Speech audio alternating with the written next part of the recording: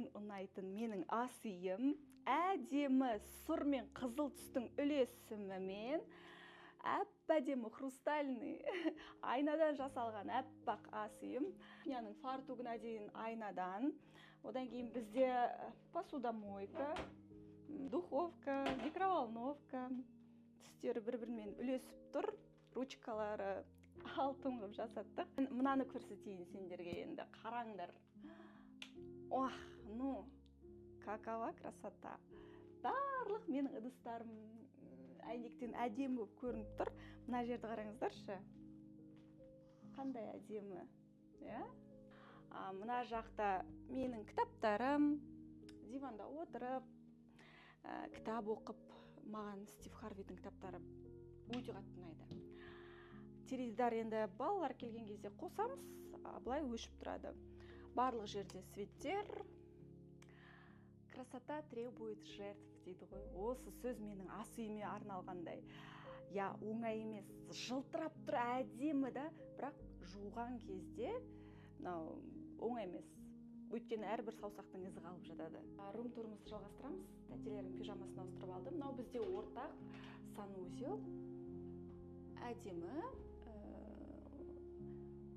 ақ золото түстермен үйлесіп, өзіме ұнайтындай қылып жасадым.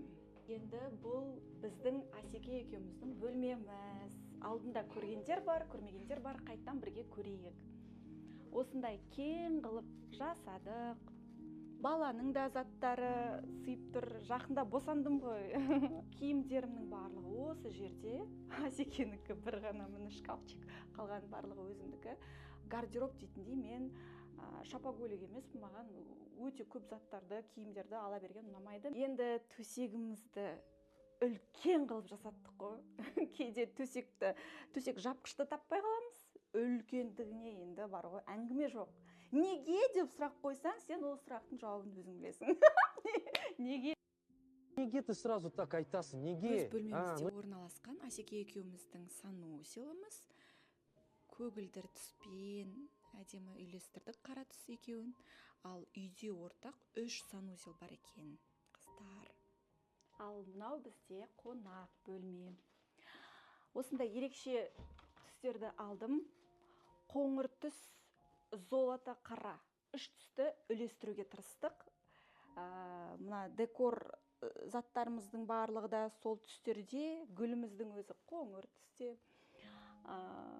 Золото, много-много золото. Өзіме ұнайды. Әдемі жылтырап өзімді ханшайымдай сезінемін ғой. Және де осы